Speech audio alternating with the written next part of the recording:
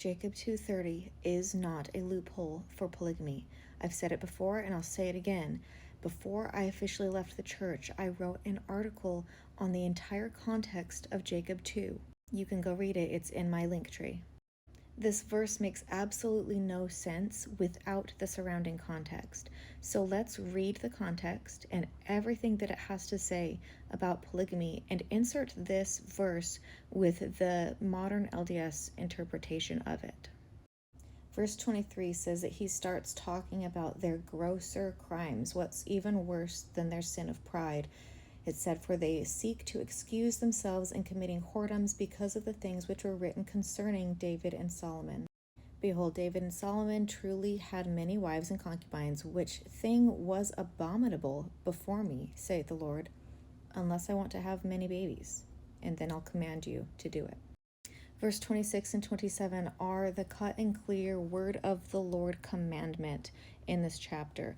"Wherefore I, the Lord, will not suffer that this people shall do like them of old." Those men who had many wives and concubines, don't do it like them.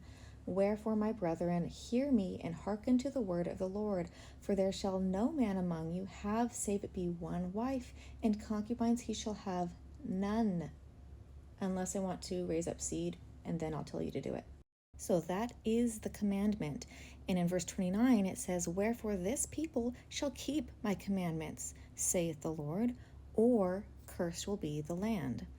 Verse 30 is very similar. He says, "For if I will raise up seed unto me, I will command my people." Like he just did. He just commanded them to live monogamy. And he has to keep reminding people of this because it is human nature. It is lust of the flesh to want more and more women. So he has to keep reminding them. And if he doesn't keep reminding them, otherwise they will hearken unto these things. And every time this chapter says these things, it is referring to the abomination and whoredom of having many wives and concubines. Verse 31 and 32 tell us why he gives this commandment.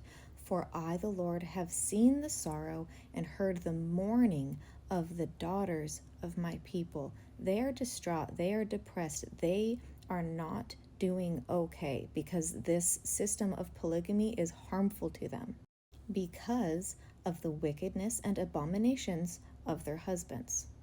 "And the Lord will not suffer the cries of his daughters." He does not want this, so he's telling them to stop. Unless, of course, he wants to raise up seed and have lots of babies, then he'll tell them to do it.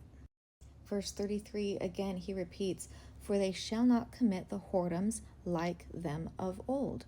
Remember, David and Solomon and those men who had many wives, they were whoredoms, and you shall not do this. Unless, of course, I command it to have lots of babies.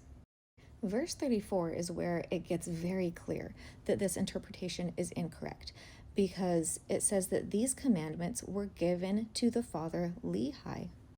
Remember in 1 Nephi chapter 7, there was the perfect number of Lehi's sons and Ishmael's daughters to pair them up one by one to have monogamy, and he did this to raise up seed.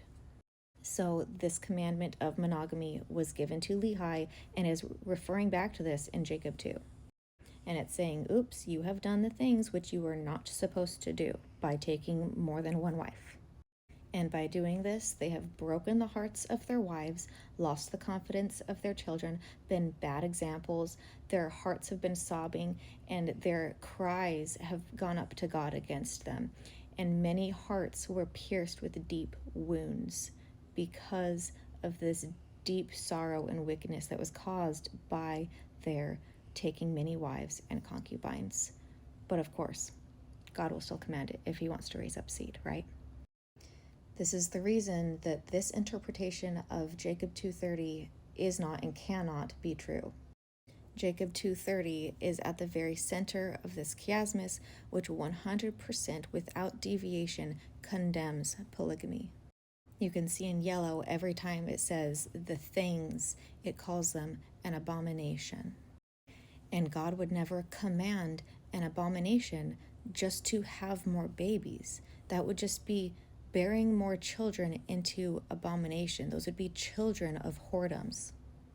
You cannot read verse 30 without the context of verses 23 through 35. Verse 27 is the commandment where he says, never do this, never have more than one wife. And down at the end, he reminds them that this commandment was given to Lehi, and they have disobeyed it. God would never command an abominable whoredom to raise up a righteous seed. You can go read this article for yourself and read it line by line, verse by verse. It's in my link tree. This is the image.